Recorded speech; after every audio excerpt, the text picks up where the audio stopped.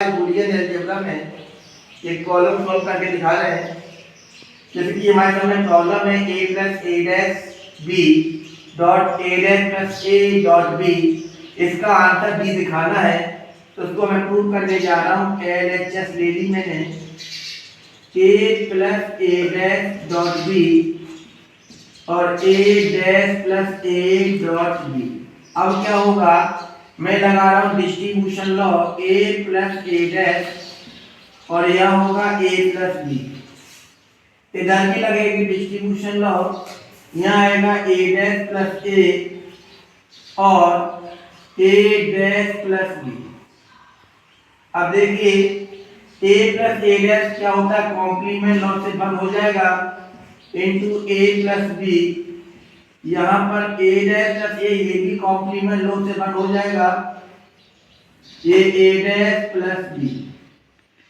One का into करेंगे, identity law है आपने पढ़ा है, a प्लस बी रहेगा, यहाँ भी a डैश प्लस बी आ जाएगा। अब मैं इसको लगा रहा हूँ commutative law, a plus B को b प्लस ए कर देंगे और यहाँ पर b प्लस ए डैश, दोनों में क्या लगा दिया हमने कम्यूटेटिव लॉ।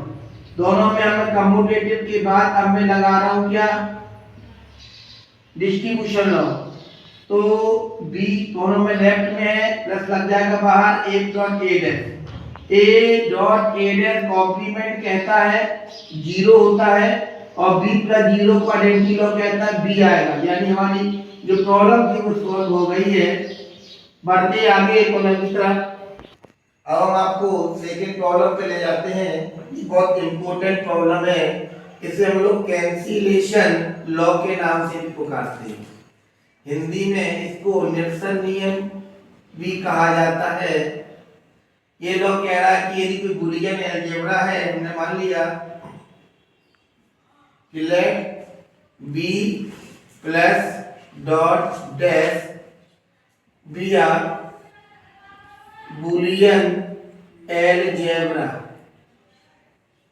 और इसमें कहा जा रहा है ABC तीन एलिमेंट इस प्रकार हैं and a plus B equal दिया a प्लस सी, इसके अलावा a डॉट बी इक्वल दिया a डॉट सी। तो हमें दिखाना है we have to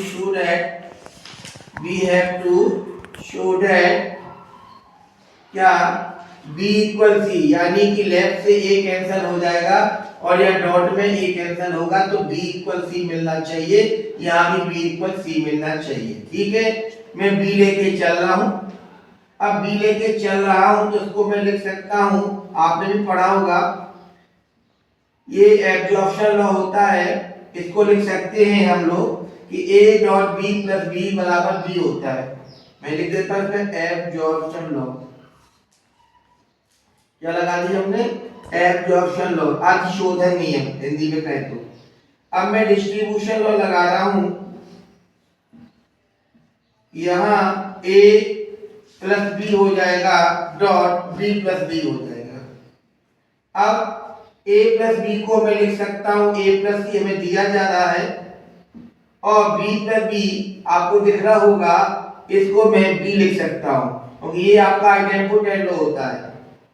यहाँ पर a प्लस सी मैं फिर से गुणा कर देता हूँ, a dot B plus b dot C.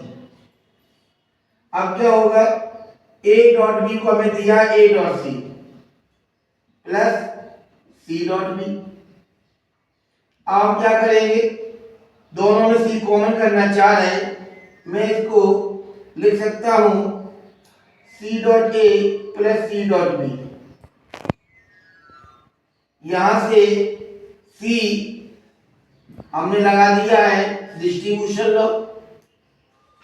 अब क्या करेंगे, a प्लस बी को मैं लिख सकता हूं a प्लस सी।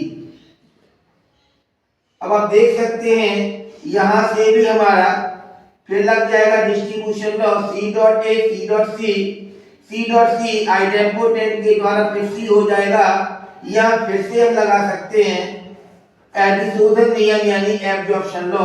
ये वैल्यू कैसे आएगी, c dot a plus c dot 1 कर सकते हैं और c में हमने फिर लगा दिया आपका डिस्ट्रीब्यूशन लॉ और a प्लस 1 को हम 1 कहते हैं, c डॉट 1 c आएगा, यानी हमारा उत्तर क्या आ गया, b इक्वल c।